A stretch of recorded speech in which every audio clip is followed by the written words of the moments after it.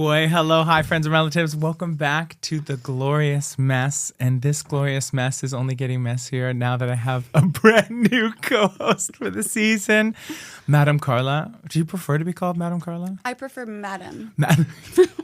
I was thinking like in French particularly, I would always say like, bonsoir, mesdames et messieurs. And then I was like, wait, I don't actually know the gender neutral term. Wait, do you know it? I'm not sure there is a gender neutral term for in French. Yeah, I'm like, I don't know. Bonjour tous les gens, like Okay, everybody, right. tout le monde. Fortunately, we don't have any francophones who listen to this podcast. And apologies if anyone's offended. We don't want to do that, although we might sometimes. But I'm so excited to welcome you to The Glorious Mess. Thank you. We have a lot of exciting plans. Too many. And I was thinking, like, as an icebreaker for the audience, I don't like labels or like all these things. I think everything is changing. Who we are is always growing and shifting. But I was like, maybe instead of you introducing yourself, we could introduce how we see the other. Okay. How do you think about that? I like it. Do you want me to go first? You go first. I have to think about, No, I like it though. Okay. Yeah. Okay, so Carla and I met by chance at a wonderful place with which we work that we shall not speak of. And I think we immediately connected over like issues of systemic racism in the world and how helping professionals can cause harm. And then as we got to know each other, we realized that we shared in our sobriety journey. We shared in our beautiful chaos. And we have just had the most enriching conversations and been through so many different things, your medical experiences, went to Smart Recovery now together. We did. And are just fighting the fight and surviving at the end of the day through great memes and great podcasts. Yes. That's my intro for you. Okay, that was really good. I think the first thing I remember texting, I think I texted somebody in the first meeting where I saw you at Yeah, stop. We have a clarity. Yeah, anytime we say words that we don't want. Where we work. I think I wrote someone something like, I have been waiting for somebody like this. Like finally we have somebody, with your character working here. And I just felt relieved because you felt very open. You were very open about who you were. And I feel like that's not always the case. And so I think that was like my first impression. And then going from there, we shared more about systemic issues, personal experiences, and personal characteristics that we share, I guess, or things that we have in common. And from there, now we're here. Yeah, exactly. And of course, in true Glorious Mess fashion, I thought we would change the format. And this is actually like your idea. We've been trying to figure out where we want to go with each episode. And there's something fun about just responding to the moment. And so this wonderful jar here is the list of many topics that we randomly added and wanted to talk about. And so what we're going to do is we're going to go in, each of us, and pick where we're going to go in today's episode. And then we're going to try to connect the two topics? Yeah. We're going to try. Absolutely. Do you want to pick first? Okay, sure. In true. I'll pick first. I'm going to like go in because they're not very... Oh, okay. I'm like, oh my gosh. You're going to have to explain this. My hand cannot fit. Okay, this is... All right. Okay, you read yours? Yeah, okay. The flaw of social media academics and the failure of verifying sources. Okay. We've got two that are a little academic. Radical pluralism. Is there a space where we can live peacefully amongst the far right? Oh my gosh. Okay. Yeah, we definitely are going... Okay, let's place those here. This is where we're going in today's episode. Where do you want to start? So I think that maybe you could start by defining radical pluralism. Yeah. So radical, what it is. It's a newer word that I've just only like this week started to understand, but it's kind of... Pluralism is the idea that there are multiple viewpoints and that there's a way to coexist amongst those viewpoints. And the very heart of how society should be built is to honor the conflict and the differences and find a way for everyone to live together. And then radical pluralism, I think, takes that a step forward to bring it into the present, to really push for structures and systems that allow both to feel safe and comfortable where they're at.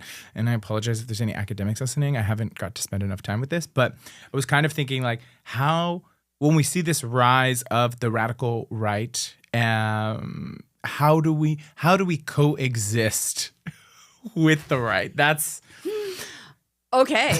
Okay. All right. I have thoughts on it. Should I read the other, or should I comment on the other one at all? Yeah, Or let's we do can, it. Yeah. Okay. I feel like the other one's the one where I might have a bit more input. Yeah. Just because, like, verifying sources, that's more my experience. Yeah. Just like verifying information or the quality of information, the quality of sources, that kind of thing. Yeah.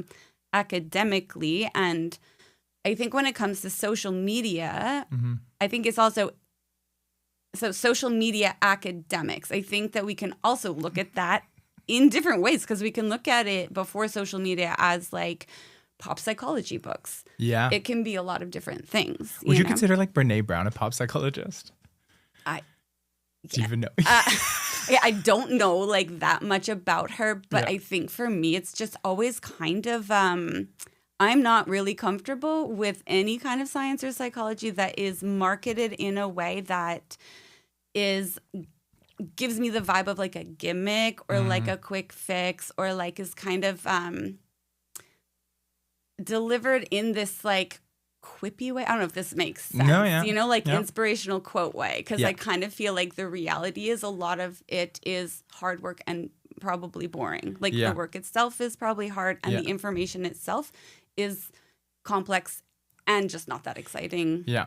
Well, kind of like I'm thinking of like the Tony Robbins, Oprah. Like there is a Yeah. space and value, I think, for these thinkers, and maybe it's like an accessible first entry point into healing work. So I can't completely discredit them, but I'm also like, babe, let's go deeper though. And it's kind of like, what are those? Everyone wants those like quick fixes. It's like, I have a headache, so I'm gonna go take my Advil. It's like, I'm feeling sad today, and I'm going to go listen to a Mel Robbins podcast who's gonna say, let them and move on with your life. And I'm like, it's not that fucking simple. It's not. And it's also not a way to avoid doing the work. Like, I actually like let them, and I kind of say it, but I often say it about, let's say, people who are having, or, you know, maybe kids, right? Like students, and they're having big emotions, as we say. And I actually kind of want to let them, Yeah. like, but in a kind way, you know? Yeah.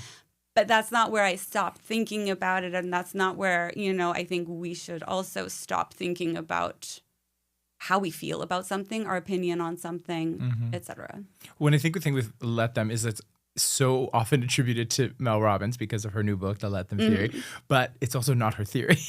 Right. that she like takes and then now gets the credit. And so I think that's something interesting about information, because even when we went through, and I'm still going through my master's right now, like when we're in school, you get these kind of key theorists around an idea and they become the foundation. But the truth is there's a lot of people who are thinking similarly or different, and we attribute it to certain authors, but we don't actually know if they were even the OG author. Right. And I'll use it like fun example because I was just in Charlevoix for the week and we played Monopoly.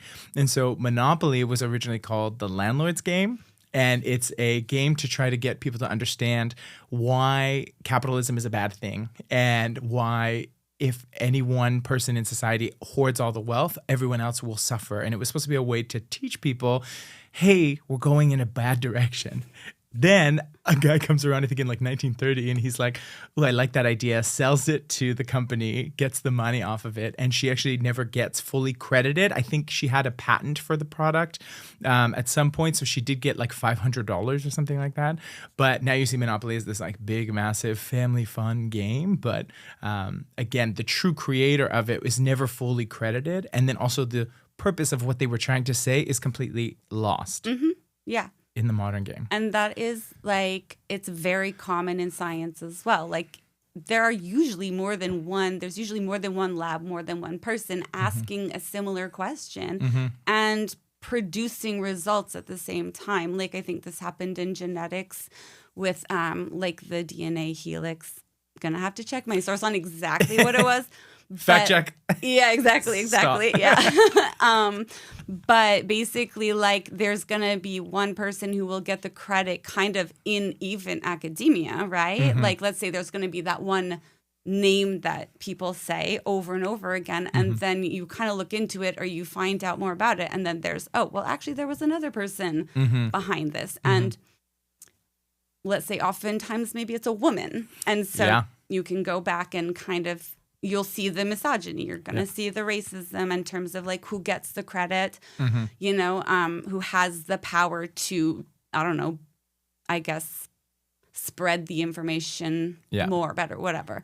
That happens a lot. You'll also just see like Freud, for example, like all of these theories too. If you go back, like sometimes they're just taken as fact. And we really look at Freud's work now and we're like, we're just kind of like, no, we've moved on. And also who predates him too, in terms of how he gets to his thinking. Well, and like traditional Chinese medicine, like there are practitioners who kept, and indigenous populations across the globe keep people alive and healthier than we would say in the modern world. So where's their credit? Well, yeah, exactly. And any discovery kind of in any body of work, I feel like, and like my background is science, but like anybody who makes a sort of big discovery is working upon like using information from who knows how many people, right? Like when you're talking about a DNA helix, you're talking about, people who studied physics, people who studied chemistry, people who studied genetics in this way and that way. And then you have, you know, like all that information leads somewhere. Sometimes too, it's just luck.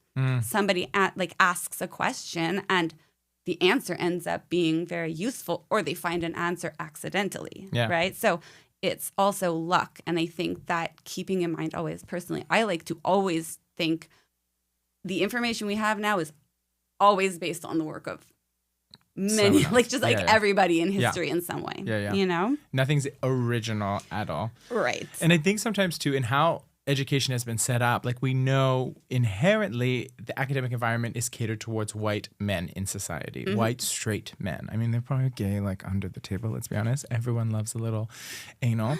But I think like at the end of the day, they are prioritized in this whole foundation. And so when I look at like social media and how social media has these people spouting facts that are actually opinions, and even podcasts, people are starting to rely on those sources. But the academic environment is so inaccessible. So you can kind of appreciate that people are just speaking their truth and where they're at. But the risk and the fear I think I always have is when that information is incorrect. When we think of like COVID vaccines, like.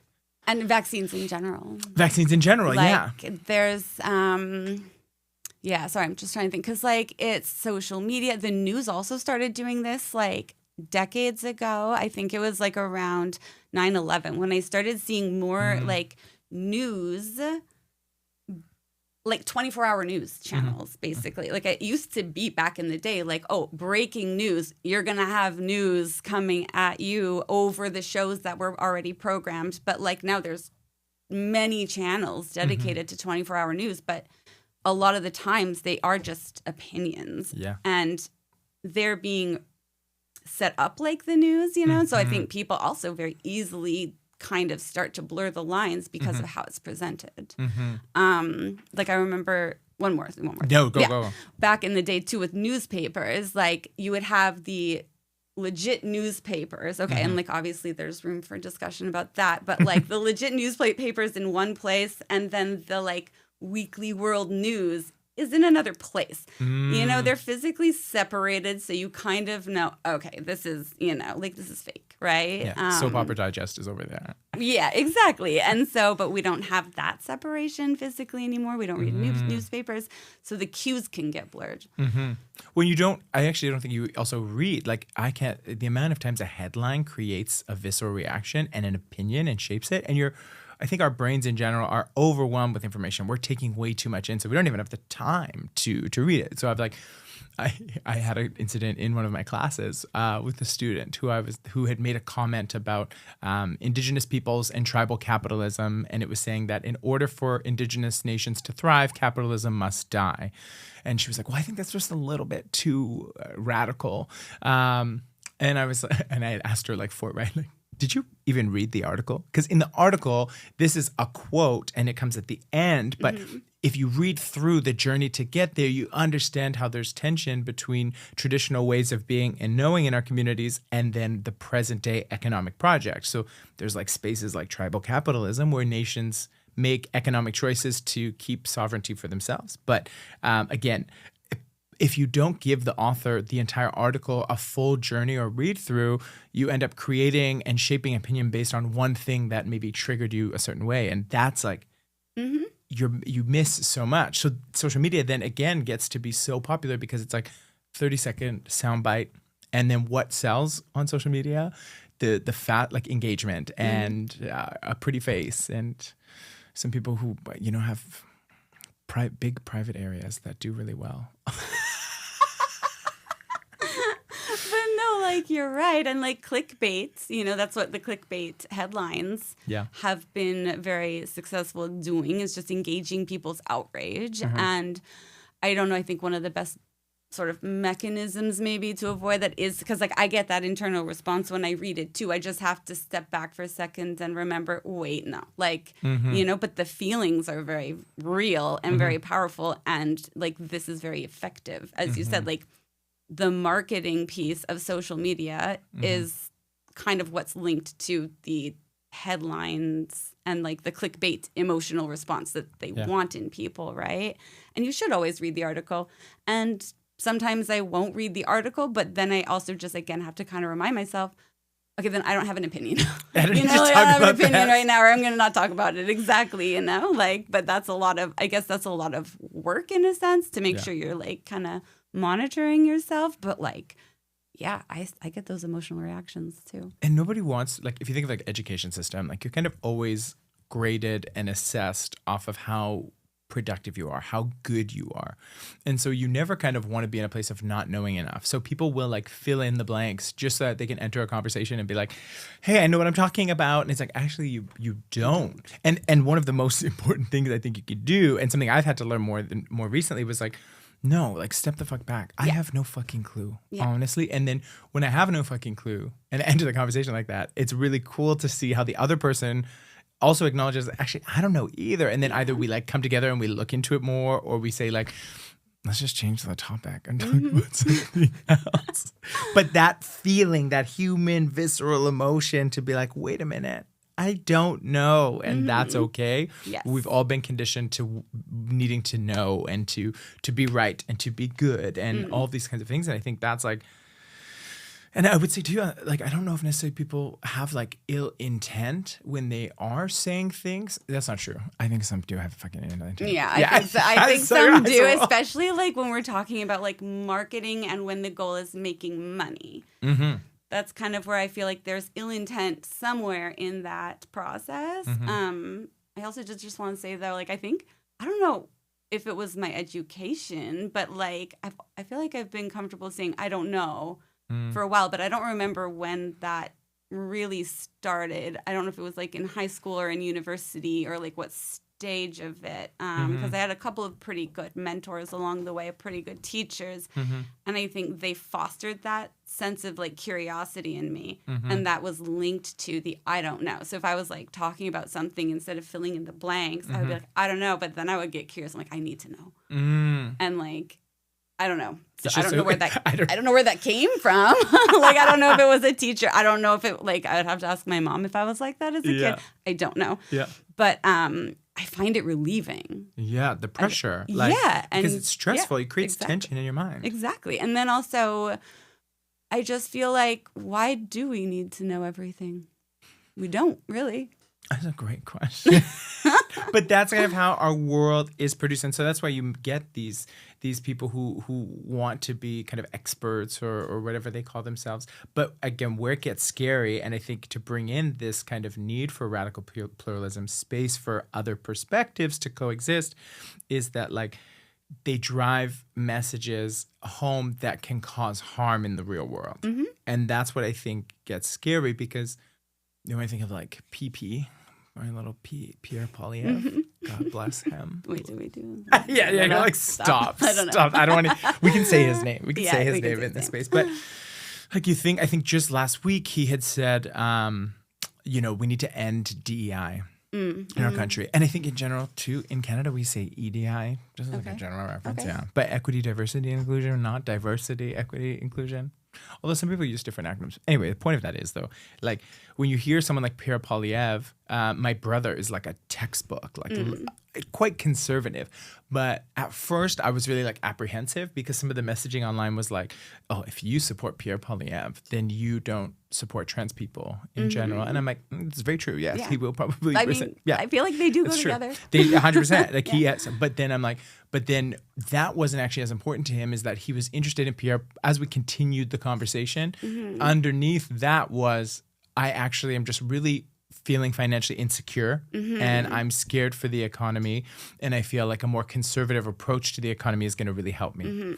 And so because that's important to me as an individual, then these other things don't matter because it doesn't apply to him, which is a privilege. It is, and I think that is kind of like the problem in a sense, you know, like if it doesn't apply to you, or like, it's like, oh, well, my priority is my taxes and what I pay, not my community, not the people I know, not their well-being. And so I think that's where I start to struggle with it. And then you could also kind of go back in time to when the phrase like, oh, I'm a social liberal, but like, what is it? Like financial conservative. Like I'm socially liberal, fiscally conservative. Whatever. Have you heard that phrase? No. Oh, that was a big one. Basically, I think it was people being like, I'm a conservative, but I like gay people and I just don't really want to like come across as homophobic. But like the truth is that I think if you are going to be sort of like, if you're fiscally conservative, that's still your priority over the social stuff. So you're still voting conservative. And I think we also need to remember that like recently conservative governments are also taking money out of healthcare. So like it impacts communities, right? Yeah. So like I feel like that like trying to separate those two is like a bit of a cop out. And that's why I think like radical pluralism is so interesting because, again, I don't think I know, and this is the thing, I don't know enough about this philosophical idea and theory, but I like the questions it's asking about. The system inherently forces us to have to make these decisions between individual and collective, and it puts us in these boxes to have to choose what's important and what isn't, and so then we get conditioned around thinking this or that. Everyone, the gender spectrum, boy or girl, everything is binary. And then you're like, and I get worried too with like, we've talked a lot about AI and like ChatGPT because all these technologies are built in binary code. So if you continue to relate and overuse it, do you continue to go down the binary path? Okay. That was like connecting a few dots there. Okay, yeah, I was like, yes, I got there. Okay. Go. Now where did I want to start? Okay, I think going back to just like economics too, I think like the idea that people might feel more like financially secure with a conservative government, like economics is very confusing. Yeah. And like I didn't do well in like macro. I did intro to macro, intro to micro. I was like, what? I've never taken an economics class, but like I've read a bit about just like human psychology and how, well, like just statistically, economics sometimes, like the people who talk about it seem very confident about something that is technically unpredictable. So I have that kind of hang up about it. Also just like the psychology of people. Like I've read that part of economics and how people aren't really good at like calculating risk in the moment. It's the same way we respond to like the clickbait headlines. Is like we get an emotional reaction, but in order to actually kind of think more clearly about something, we have to slow down and look at the actual details. Because I can't remember the exact details of this study, but it was something like, oh, if you're told that you're going to lose $5 based on something that's like a 50-50 chance versus win $5, like your perception is not equal, even though the amount you would win or lose is the same. Like you perceive one as more than the other. Is this making sense? Yeah. And the emotional link that is always in flux. Yeah, or just like our emotional reactions to certain scenarios that might include just risk it's not always correct, basically. Like we're not always reliable. Like our emotions, they're not always unreliable either. No. But then how do we know the difference?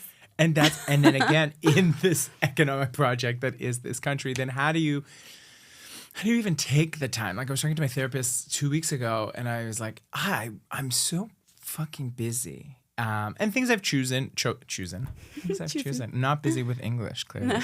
But things I've chosen to participate in, but there isn't time to like do that self-work. Like when we had talked about like, I want to work on my like vulnerability and how I show up in relationships. I'm like, but when would I do that? Because I'm doing this work within the education system, this work nationally, this podcast, how do you make time to... You have to choose, yeah. Like I think you just kind of have to choose certain things. And I wanted to go back to another thing and now I forgot. How do we choose? Okay, how do we choose like where to put our energy and time? Yeah, like there is just literally there's a limit to how much time there is in a day. Yeah. That's just like physics. And I think we have to make that choice. And I think part of like the journey is choosing your priorities. Like there's so many things, like you said, there's so many things we could choose to focus on, learn about, like work on within ourselves, and like there's just not enough time in the day. Oh yeah, I did want to go back to capitalism. That's what it was. Capitalism and what you were talking about voting, kind of like we have to choose this or that, right? And if your like priority is economics, you might choose to vote for one person. Yeah. And I think that is also true in like leftist spaces where you're like, sometimes I'm like, hey, I want to start like a strike, a general strike. Oh yeah, yeah. That's this kind of thing. But like, I need to go to work, like, and like, I don't have the financial means to take that risk. And like, that's a lot of us as well, it's like capitalism does keep us politically in certain, I guess, behaviors, like not starting a strike. Yeah. And even if you do strike, sometimes the government says, actually stop strike. Yeah, exactly. And you're kept in I always say like the colonial container, the colonial gaze, like you all kind of everyone, myself included, gets stuck in it. And I think part of the reason why I'm so busy, especially growing up so poor, living in shelters, like there's an innate fear of mine that I will run out of money. So I think sometimes I keep myself so busy to make sure that I have money so that I can be okay, because I'm scared that maybe it will all be taken away from me. And I think that's a bit of that like fight or flight or freeze kind of mindset of like... It's also valid. Like, it's also just kind of valid. Yeah, exactly. It's like, this is a part of my story. And so I think too, like in kind of coming to a conclusion here and like things that I think I can, final thoughts on it is like, is there a space to, like, how do we take time, I guess, is my question. How do we take time to be conscious in a busy, busy world? What are some quick things that you maybe do to maintain your sanity?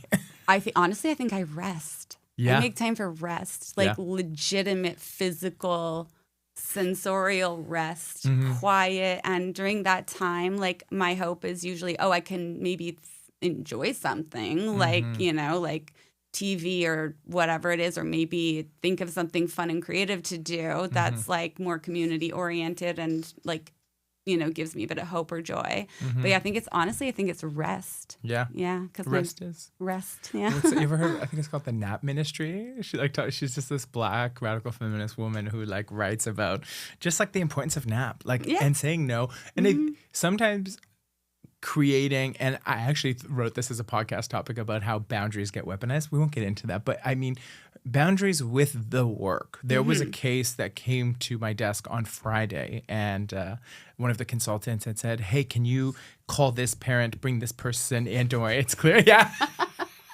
Don't worry. I'm taking all. But they were like, can you do this? Can you do this? And I was actually like, oh, you know what? Actually, can you do that? And then you bring that information back to me next week, and then I can let you know what the next steps are. So normally my first urge in my professional practice is to take on the coordination, lead it, and do all of the tasks.